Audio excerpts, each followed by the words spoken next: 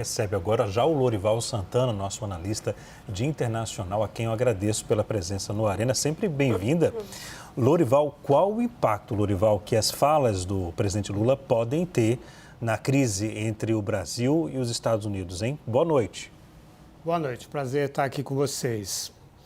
Bom, foi uma entrevista de 20 minutos, é uma entrevista bastante longa e que teve muitos elementos.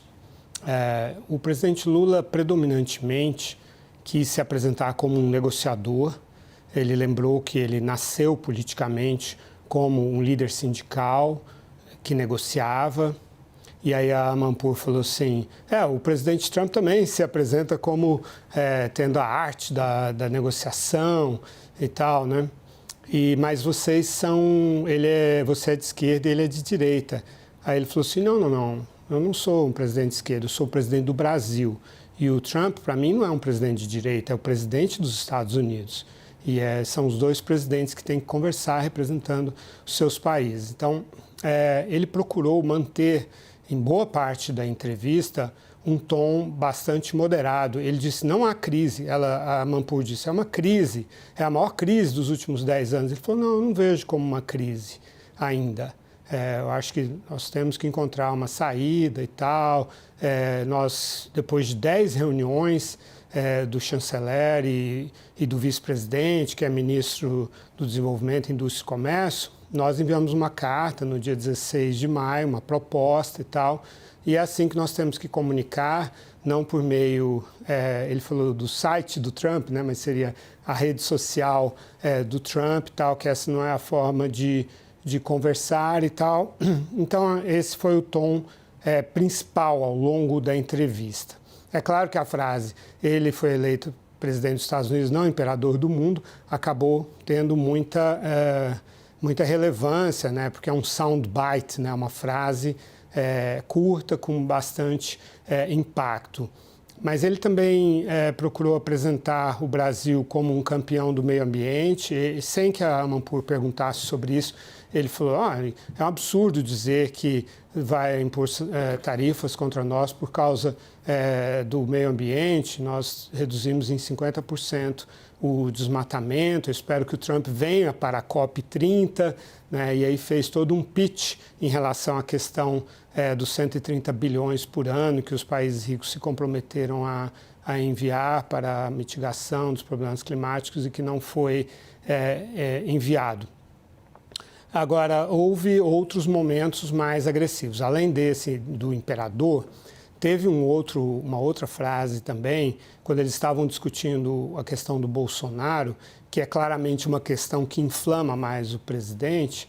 Ele disse, se o Trump tivesse invadido o Capitólio, feito aqui no Brasil, o que ele fez aí nos Estados Unidos, ele também seria julgado e poderia ser preso aqui, de acordo com a nossa Constituição. Ele estava fazendo o argumento de que não é o Lula que está perseguindo o Bolsonaro, que existe uma justiça independente aqui no Brasil e que, assim como ele, Lula, foi preso também, né? E assim como ele, Lula, também perdeu eleições e aceitou essas derrotas, o Bolsonaro tinha que ter aceitado a derrota dele e não ficar tracionando essa ideia de que existe uma falha no sistema eleitoral brasileiro. Mas que, de qualquer forma, o STF é uma coisa totalmente separada dele, né, do Lula, ele disse. Aqui é uma democracia, a justiça é independente, não tem sentido dizer que ele está sendo perseguido politicamente por ser da oposição. Não tem nada disso, tal, tanto que eu também fui julgado, condenado, etc. Então, esses foram os pontos mais importantes. Com relação à parte geopolítica, ele elogiou o fato de o Trump ter tentado negociar a paz entre Rússia e Ucrânia e criticou o fato de o Trump ter desistido disso e querer vender armas para a Ucrânia, não de forma direta, né, mas por meio da Europa, né? Então, ele disse que não pode vender armas, aí ele veio com aquele discurso de que tem muita gente com fome, com sede e que não deveria vender armas e falou, olha, com negociação a gente resolve as coisas muito melhor e colocou o Brasil como um país que não tem inimigos, que não quer brigas, que não quer problemas e que não gosta de troublemakers. Eu assisti a entrevista na Amanpour diretamente, né? Não sei qual foi a palavra que ele usou em português, talvez criadores de problemas, gente que cria problema, algo assim ele falou. Então, de maneira geral, acho que ele tentou trazer um tom construtivo, mas ao mesmo tempo de forma firme, defendendo a soberania, falou de soberania e de independência dos poderes no Brasil. Agora, Lorival, pela sua percepção depois da entrevista, você acha que as falas do presidente Lula podem dar mais trabalho à equipe do Itamaraty daqui para frente?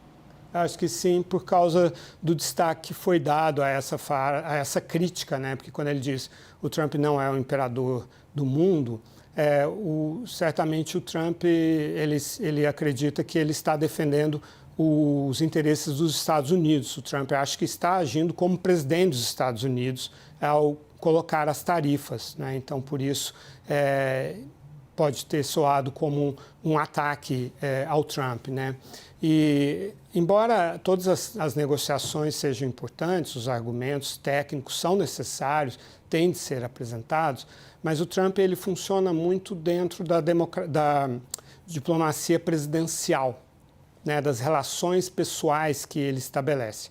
Por exemplo, outro dia o presidente da Finlândia, Alexander Stubb, participou de um torneio de golfe com ele. O Stubb é golfista que fala, jogador de golfe e tal, e fez um torneio, os dois ganharam juntos, pronto. Relações Estados Unidos-Finlândia estão garantidas. No primeiro governo do Trump, quem fez isso também foi então o primeiro-ministro japonês, Shinzo Abe, foi jogar golfe várias vezes com o Trump e tal.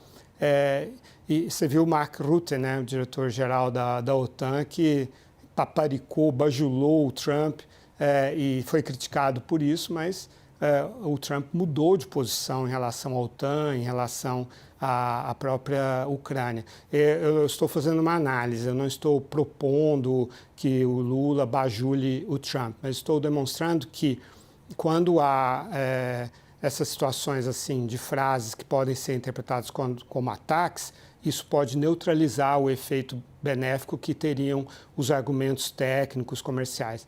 Aliás, a Amanpour fez uma apresentação antes da entrevista, mostrou a entrevista de vocês, do Arena, com o Bolsonaro, né? E o Bolsonaro falando assim, a gente parecia até que estava namorando, a gente tinha planos juntos, a gente né, gosta muito do outro e tal. E aí ela falou assim, diante desse bromance, né?